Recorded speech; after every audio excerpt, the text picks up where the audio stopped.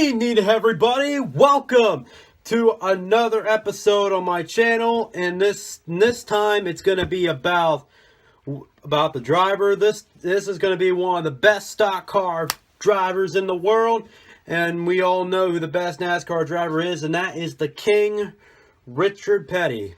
We're going to tell you about his career, how many wins he had, how he accomplished, and of course his ending of his career. So let's get started.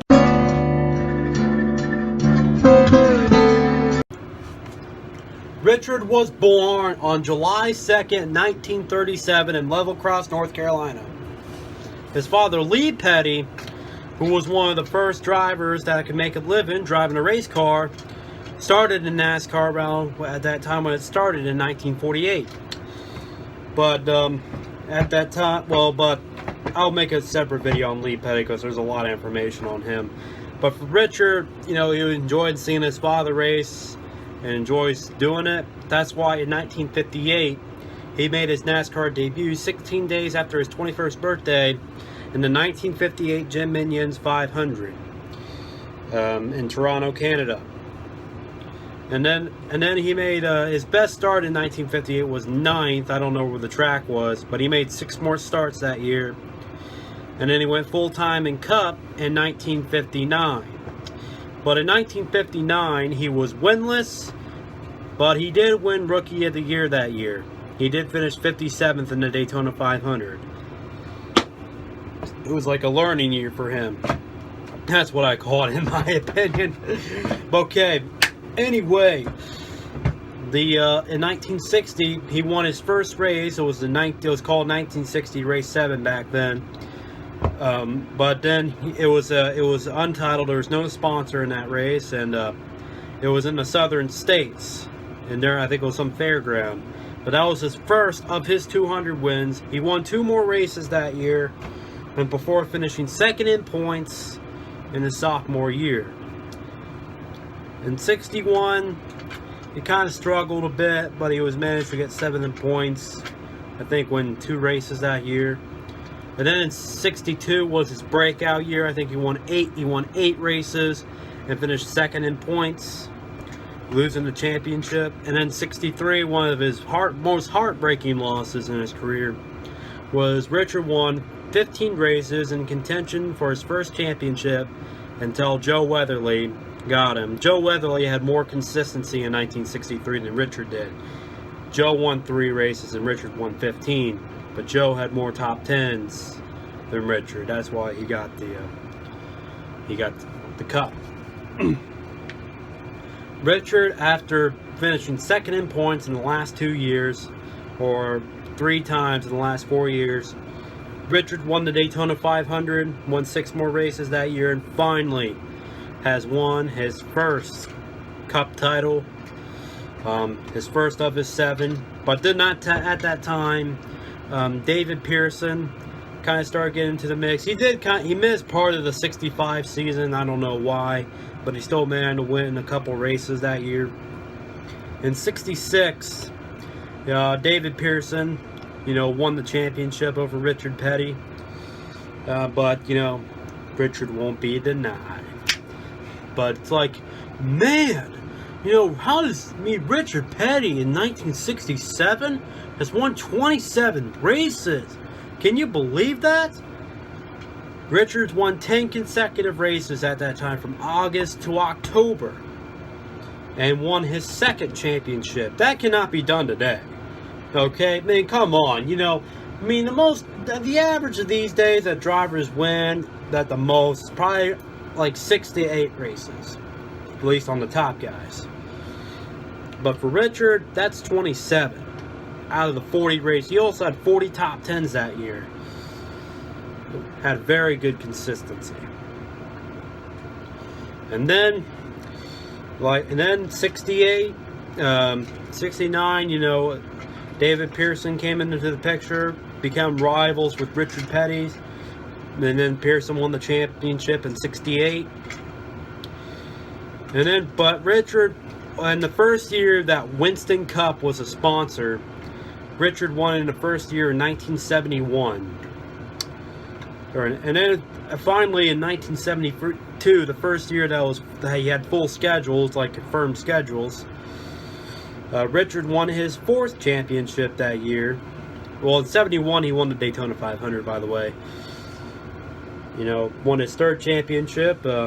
Once again, battling his all-time rivals. And then finally, things started to begin to change. And then around 74, 75, Richard did win Cup championship each of those years. And then 75, Richard won that championship. It was the first year they had the point system that was known as the Winston Cup point system. But that we used kind of like them small points. It was the old point structure until Winston ended the sponsor in 2003. Richard won, and then Richard, kind of had, a little slower season in 76. I think won 2 races in 76 and won 3 races in 1977. But however, he went winless in 1978. It was the first time he was since his rookie year in 1959. Richard went on an 18-win streak from 1960 to 1977. But Richard came back by winning 7 races in 1979 and battling new driver Darrell Waltrip for the Cup title. After Darrell struggled with consistency on the final races, Richard got around him and won his 7th and final Cup title of his career.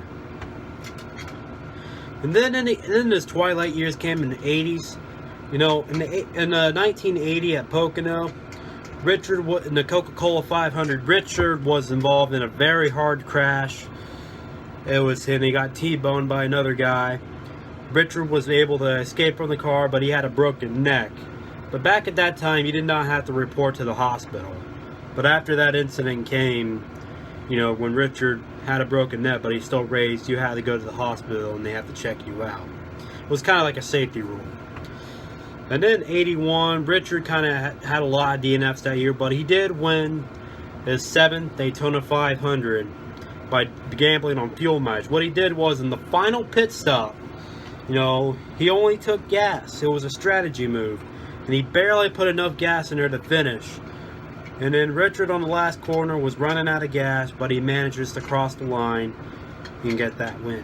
Then Richard was winless in 1982 because, more drivers are coming in like Dale Sr. and Bobby Allison already joined, but Dale Sr., Brett Bodine, a lot of new drivers are coming in. 83 came, and Richard had one of his most controversial wins. Was in Charlotte, where somehow he blasted the doors of other competitors. But after he won that race, they saw the inspection, that he had left side tires on the right side, which had softer compound and stick more. And it also had an oversized engine. I don't know how big it was, but it was definitely oversized, had more horsepower. Richard was fined $35,000 and lost all of his points for that race, but he still manages to keep the win. Richard won 2 more races in his career, and won in Dover in 1984. Dominated that race and got the win. But his final win came in the Firecracker 400 at Daytona, where Ronald Reagan was there, saying, "Drivers, start your engines." But then on the final lap was really interesting. Back in the day, you were allowed to race back to the caution.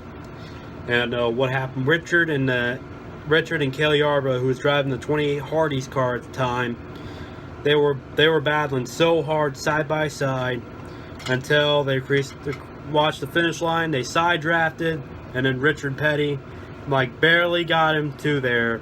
I don't know